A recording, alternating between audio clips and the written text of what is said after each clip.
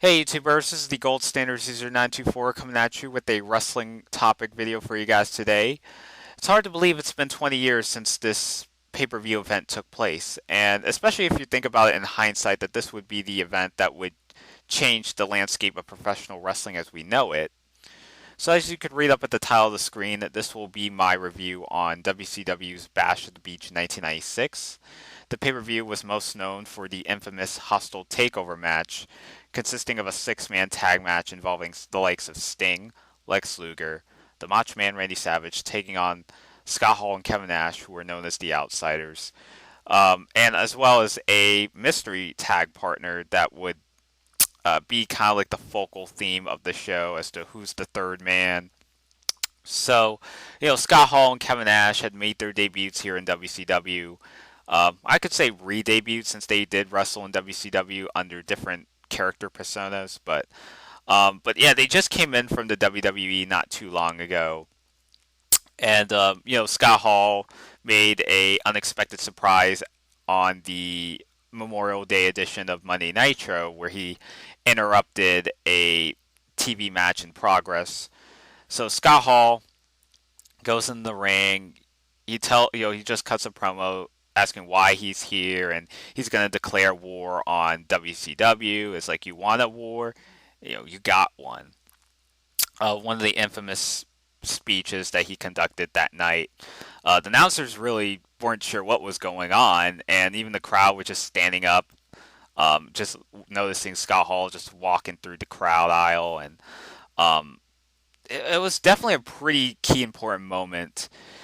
And at this time, this was like 1996, so uh, the internet was still very young, so you couldn't really go online to look up at some of the news articles regarding the world of professional wrestling, unlike today where you have all these wrestling news websites that have been around. And this was at a time when you had to rely on pro wrestling magazines, you had to rely on newsletters, dirt sheets, where you had to look up at the latest news as to who's coming over to which company or which wrestler got injured. And you also even had the WCW hotline where you had to call in, you had to dial in the number in order to find, there's like this Gene Okerlund would always advertise the WCW hotline and talk about like inside scoops behind the scenes.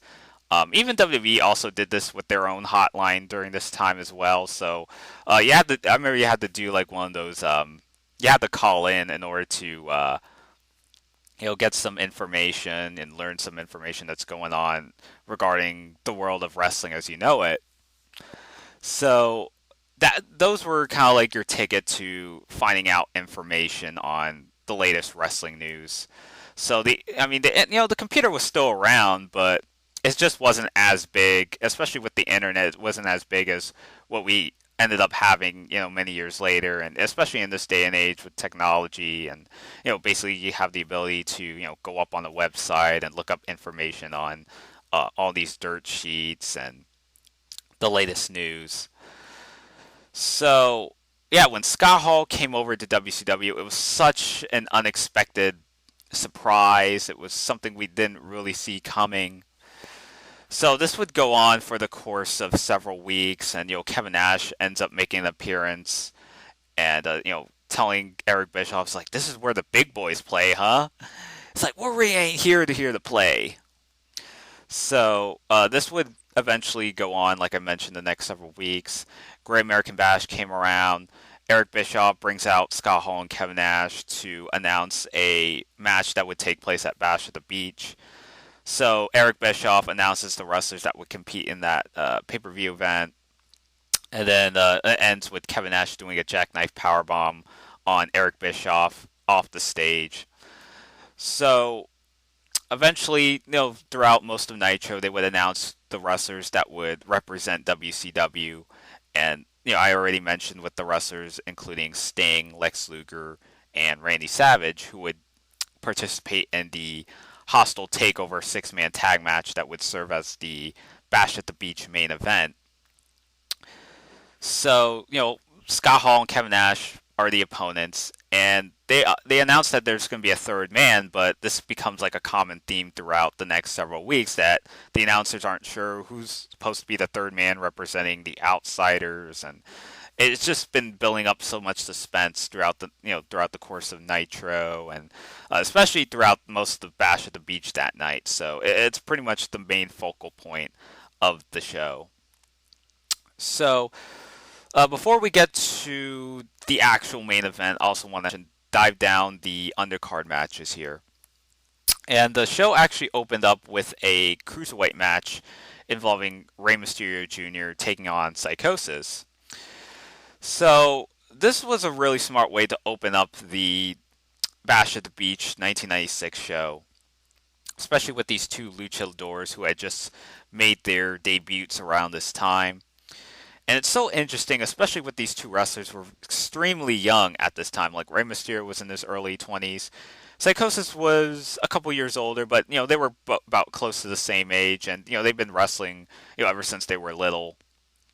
Um, yeah, so this was actually a very smart move to open up the match and just allow fast-paced action, a great combination of technical mat-based wrestling combined with the traditional lucha libre match that you would see with a lot of fast-paced, high-flying action. And there was actually a pretty sick spot where Rey Mysterio did a Hurricane Rana from the top rope, and Psychosis was like standing on the apron, and Rey Mysterio did connect with the head scissors or the Hurricane Rana on Psychosis, landing on ringside. And it was actually a pretty shocking move to see him actually do that because it seemed like a pretty risky move to do, and even the announcers acknowledged it. You also had like Mike Tenay who did the play-by-play commentary on this match, and I definitely really like his insight, regarding these two wrestlers, giving us a reason to care about them and what they've accomplished over the years, especially down in Mexico. Just talking about the basic information on the art of lucha libre, and the mask, and talking about why they have to wear masks and what that represents and what that means to the two wrestlers. So yeah, they really did a good job. Especially Mike Tenay did a good job really selling these two wrestlers and really giving them a reason for the viewers at home to giving them a reason to care about these wrestlers and even the crowd as well. But yeah, WCW at this time was starting up their cruiserweight division during this time, and even they had like a tournament that went on that Dean Malenko would end up becoming the first cruiserweight champion, and he would actually defend the cruiserweight title belt later that night. So, getting back to Mysterio and Psychosis, this was like I said, a really fun match, really fast paced and off the chain. Psychosis did a pretty big senton splash at ringside, um, and then basically the match ended where Psychosis ended up. He tried to do a Splash Mountain powerbomb from the top turnbuckle, and then Rey Mysterio countered it into a Frankensteiner to get the 3 count. So Rey Mysterio ended up going over Psychosis in the process. And then we get to the Carson City Dollar match between John Tenta and Big Bubba Rogers. Now, John Tenta, for those that don't know, he was in WWE as Earthquake. He was one half of the Natural Disasters with Typhoon, former tag team champions.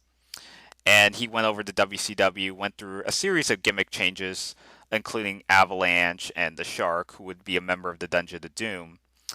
And Big Bubba Rogers, who you may know him also in WWE as the Big Boss Man, would go over to WCW as well, also representing the Dungeon of Doom. So basically by this point, John Tenta had been kicked out of the Dungeon of Doom, known as the Shark, but eventually he cuts a promo, and eventually starts to refer to himself by his real life persona.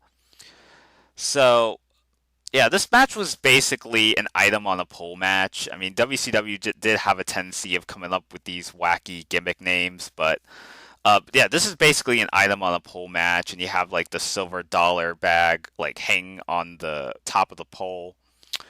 Jimmy Hart, also a Dungeon of Doom member, would be the manager to Big Bubba Rogers.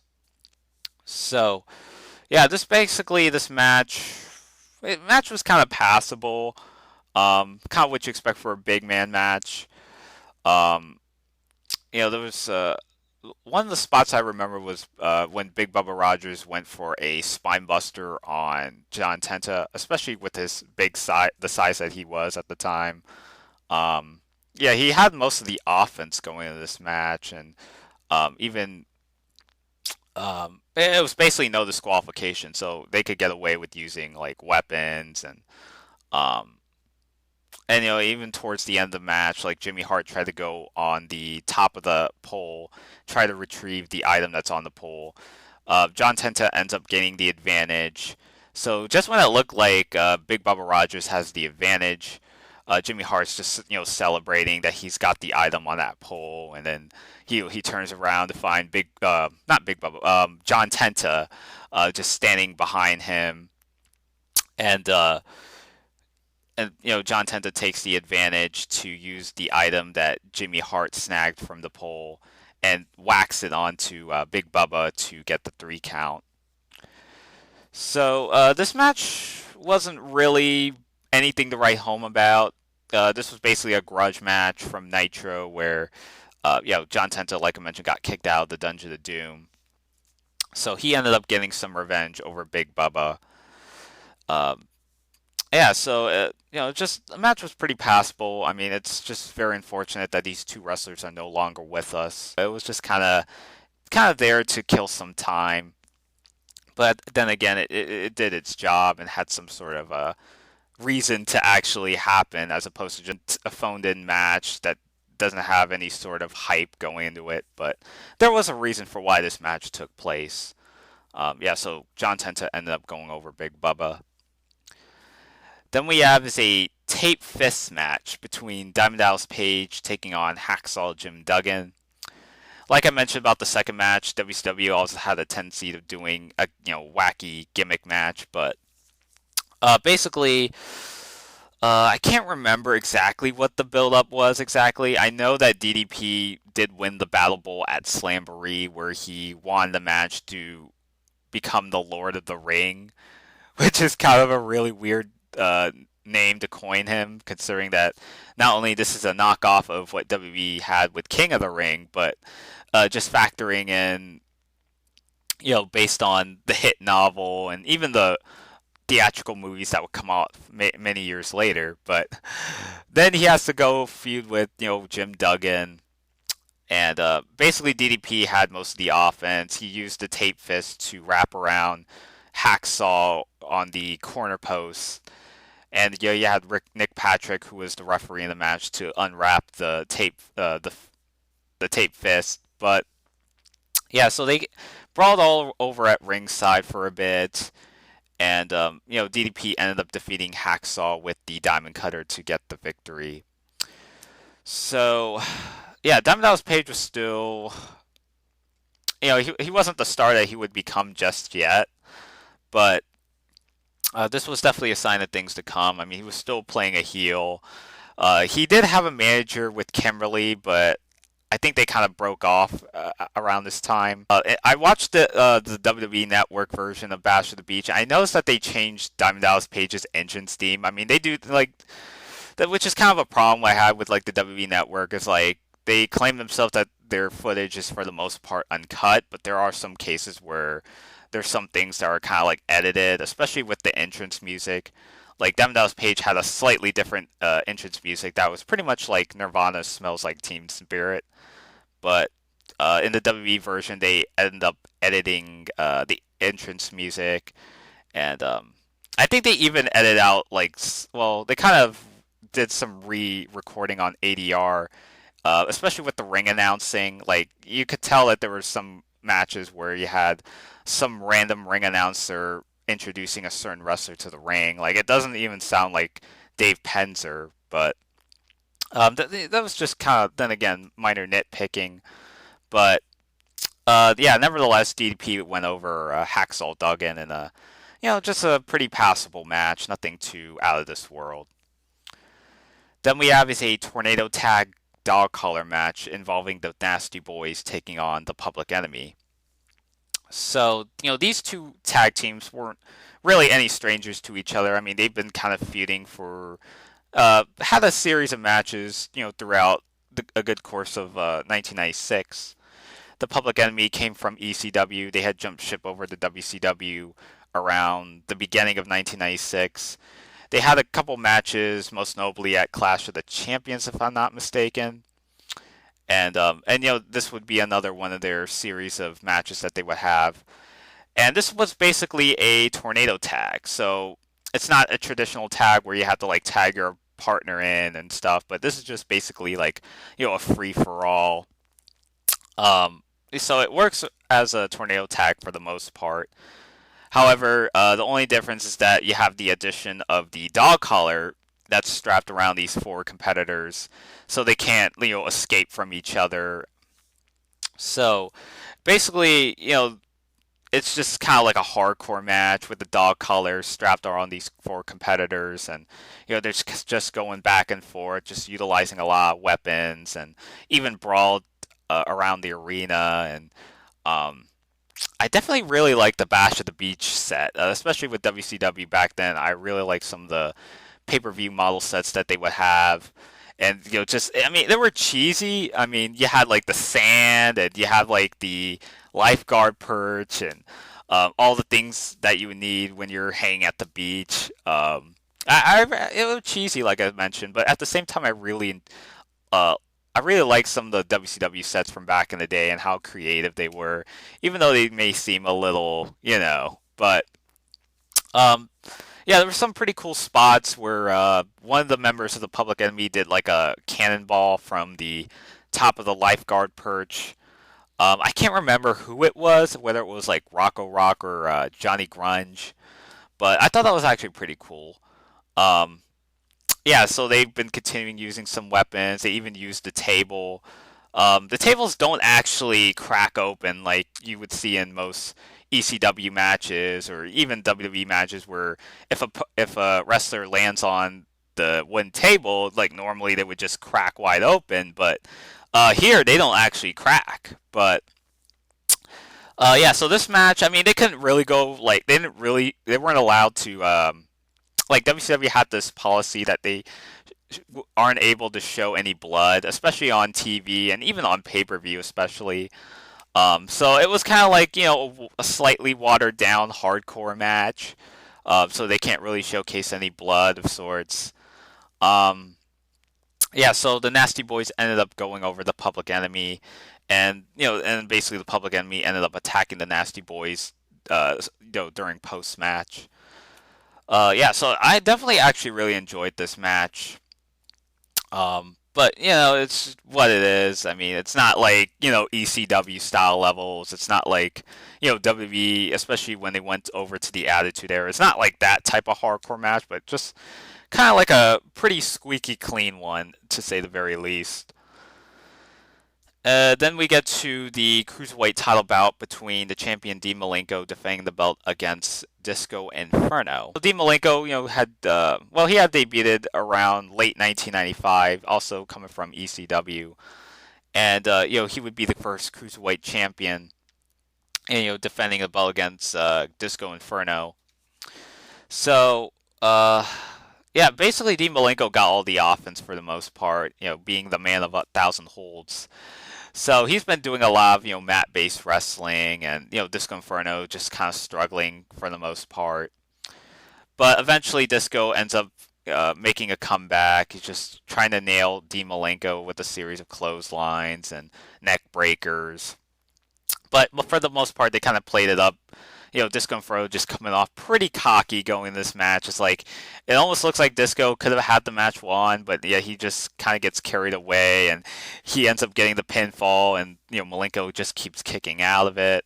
Disco tried his best, but Dean Malenko ended up getting the comeback. Nails Disco with the Tiger Bomb before setting up for the Texas Cloverleaf to have Disco Inferno submit. So therefore, Dean Malenko would retain the cruiserweight title. So this was actually a pretty solid match. I don't mind. So like I mentioned, Dean Malenko retained the cruiserweight title. Then we have a match between Steve Mongo McMichael taking on Joe Gomez. Now I don't necessarily remember if there being any sort of build-up. I know Steve McMichael had been on the commentary booth, for Monday Nitro since the beginning of the show's run. And around the summer of 1996, he was in a tag match with, I believe, another NFL player, Kevin Green, taking on Ric Flair and Arn Anderson, where Mongo would turn on his partner, Kevin Green, and um, end up aligning himself with the Four Horsemen. So at this time, Steve McMichael started to focus more on wrestling as opposed to doing commentary on Nitro. McMichael was now part of the Horsemen, which I don't understand how he was a member of the Horsemen. Um, but yeah, he had a match against Joe Gomez. Not a very long match. McMichael ended up going over by using the To the World Tombstone Pile Driver to get the victory. So, yeah, this match was just kind of like it's just kind of past the time. I mean, nothing out of this world, but just probably the worst match on the card. Then we have is the United States title bout between the champion Conan defending the belt against Ric Flair. Match actually got a lot of time as I thought.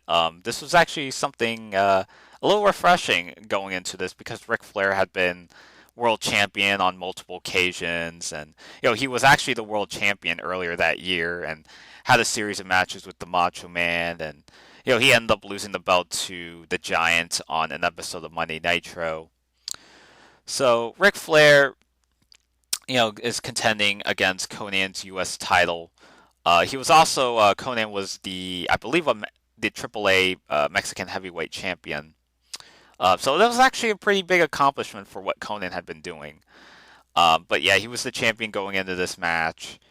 And we have Ric Flair accompanied by Miss Elizabeth and Woman, who a lot of people know her as Nancy Benoit, who, the wife, the wife of Chris Benoit. Yeah, so they were accompanying Ric Flair, and Conan, and Conan actually got some pretty good offense. He looked pretty credible at this time.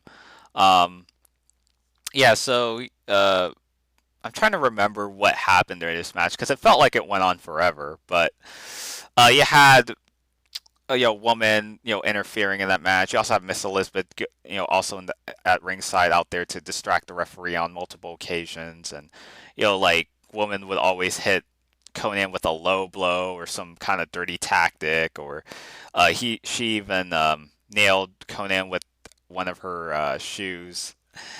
So they're just doing all they can to make sure that Ric Flair gets the advantage. And even like Conan tried to go for like a figure four on Ric Flair.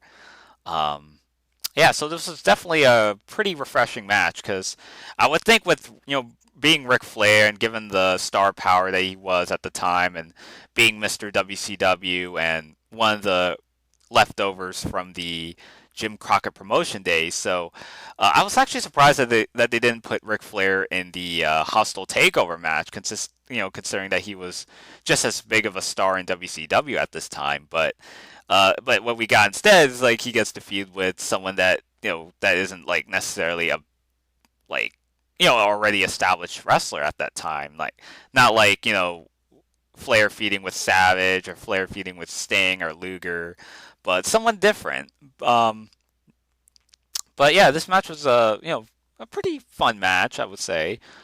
Technically sound, and Ric Flair ended up getting the victory to become the new United States champion. Then we have is the tag match involving the Giant and the Taskmaster Kevin Sullivan taking on Chris Benoit and Arn Anderson. So the Giant at this point was the World Heavyweight Champion, but even despite that, this would be a tag team match to kind of continue the rivalry between the Dungeon of Doom and the Four Horsemen. And earlier that year, they ended up, they were actually part of this sort of faction that they made a pact together to form this sort of alliance to end Hulkamania. And that didn't really go well when they had the Doomsday Cage match at Uncensored, which was a pretty notorious match. Um, but eventually, the two factions end up breaking apart, and this would be kind of like a rivalry that goes on throughout a good chunk of 1996, going into 1997. So, especially with the two factions, I wasn't really sure who was the clear-cut babyface or the clear-cut heel, so to speak. It was actually very confusing because I wasn't really sure who was like face or heel. Um, but yeah, so Chris Benoit, Arn Anderson were trying to make their way to the ring, but the Giant and the Taskmaster assault the two wrestlers just before they could enter the ring. Steve McMichael also came out there. He, ambushes the Giant, but the Giant ends up chasing Mongo backstage, leaving Kevin Sullivan to fend off Benoit and Arn Anderson. But the Giant came back shortly afterwards, and they even brawled a little bit outside. There was actually a lot of brawling, especially outside during this time. I don't know what kind of like recurring gag that, um, a common theme that you would see throughout most of the shows that you see a lot of brawling outside. Um, yeah, so the match ended where Giant nailed Arn Anderson with the choke slam to get the victory for his team. So, yeah, this match, it wasn't like a dud, but it was just kind of another match. It was a pretty solid match at best. I mean, I wouldn't say I was as crazy like the opening match like Mysterio and Psychosis was. Not at least not on that level, but this was kind of a way to kind of continue on the feud. And I guess you probably could think that maybe Giant should have defended the WCW title at this time, but then again, you also have the six-man tag match that was already announced to be the main event. So I guess they didn't want to like overshadow the world title match, or especially the world title in any way, shape, or form. But um, but yeah, this match was just kind of there really. The feud ended up continuing afterwards with Benoit and Kevin Sullivan having their series of matches. Yeah, so that's really my thoughts on that. On the the tag match. Then we have is our main event, the Hostile Takeover, the Outsiders, and the Mystery Tag Partner taking on Sting, Lex Luger, and the Macho Man Randy Savage.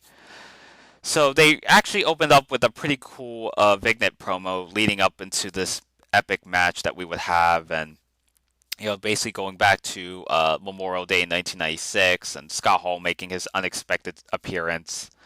And then we also have like Kevin Nash jumping in along the mix, and um, asking himself who are they gonna face? Which are your top three WCW wrestlers you're gonna have us pitch off against? So they actually really did a good job with the video package, and the theme song that they used sounded awfully like Seal's one of Seal's songs. I mean, WCW for some reason had a tendency to make it in-house music that sounded awfully like a lot of the mainstream music that was big at the time. I think it was called Seal's Crazy, which I think it was a song that came out around a couple years prior, probably around the early 90s.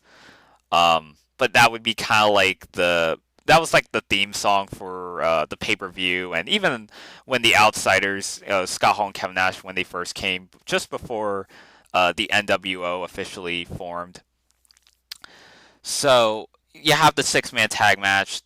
No one's sure as to where the third man is. Like Mean Gene's like always coming up with these interviews, trying to ask the Outsiders like, "Where's your third? Where's your third partner?" Um, where's the third man? Like where is he? And Scott Hall and Kevin Nash is just telling him to wait and wait and wait.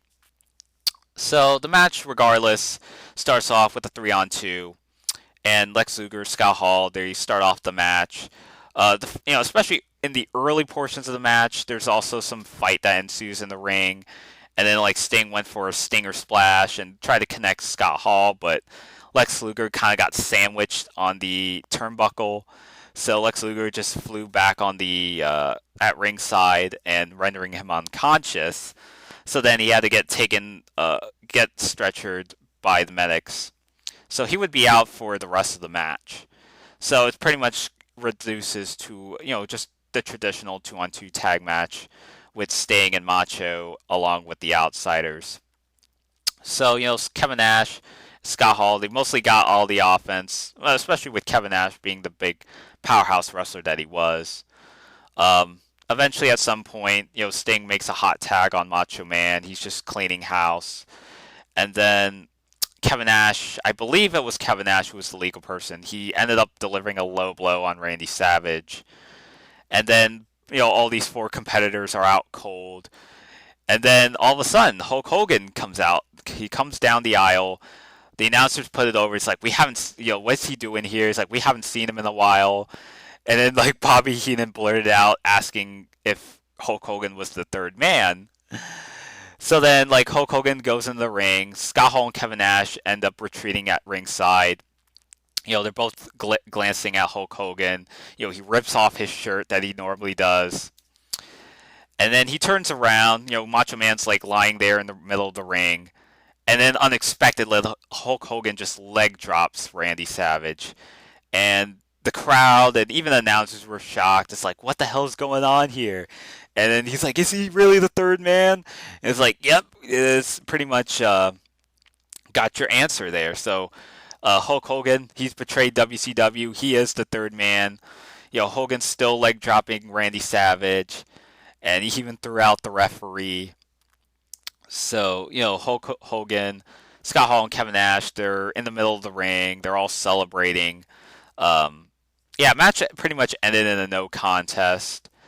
So then Gene Okerlund comes back in the ring. He asks Hulk Hogan, like, what's going on here? Why did you do what you had to do?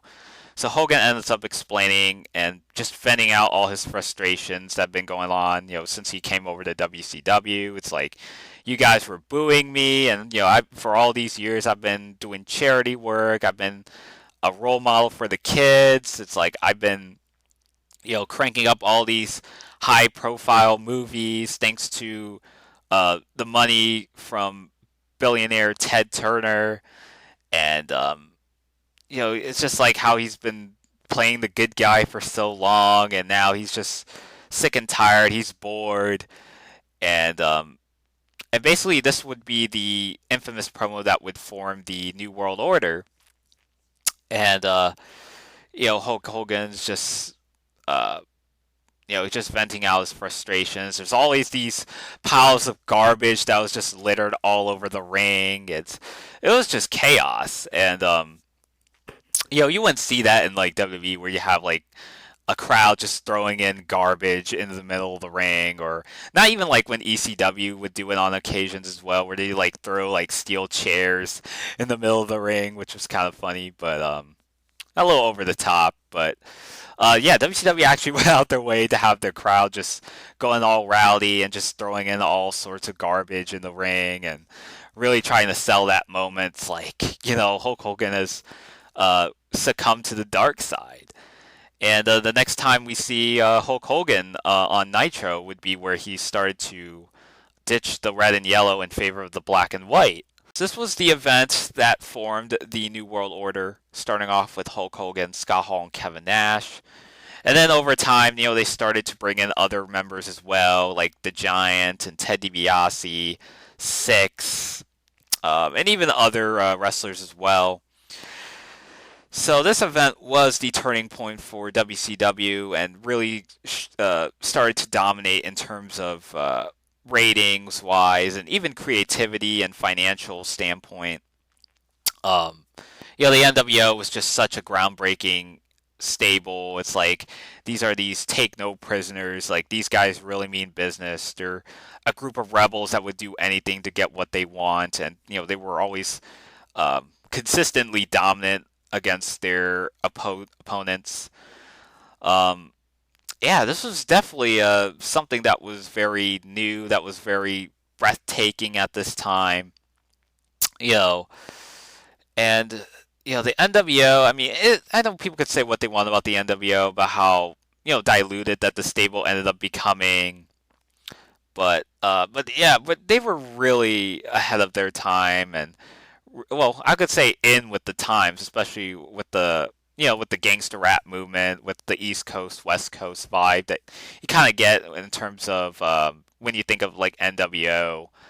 Um, so this was really the turning point for professional wrestling and really steering away from the cartoonish aspect of the 1980s, and especially when you go into the 90s where things are starting to become a little more cutting edge, a little more raunchier. Um, but a little more kind of like multi-dimensional wrestlers as opposed to, the clear-cut good guys that would always be smiling and making their way to the entrance ramp and having high fives to the people in the crowd. Um, you had the birth of the anti-hero characters as well. So without the NWO, I mean, WWE wouldn't really have been motivated to likely, go in that direction, and you would have guys like Stone Cold Steve Austin, making a statement for himself and coming into his own as a wrestler. Even The Rock, starting to make a name for himself. All that would not have been possible if WCW, especially had it not been for the success of the NWO.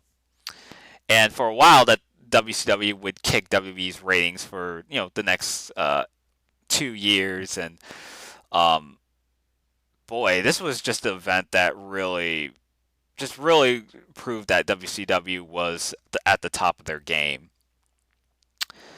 So that's pretty much all my thoughts on the Bash of the Beach 1996. It's hard to believe it's been 20 years since this event took place. Summer '96 would be a memory that uh, was just the peak of just WCW, and where people started to take interest in professional wrestling in some form. So yeah, let me know what you thought about this pay-per-view down in the comment section below. What was your reaction when Hulk Hogan did the unthinkable? Were you there that night when you attended the pay-per-view? Anything. So leave down your comments in the comment section below. And until next time, this is the Gold Standards User 924 signing out.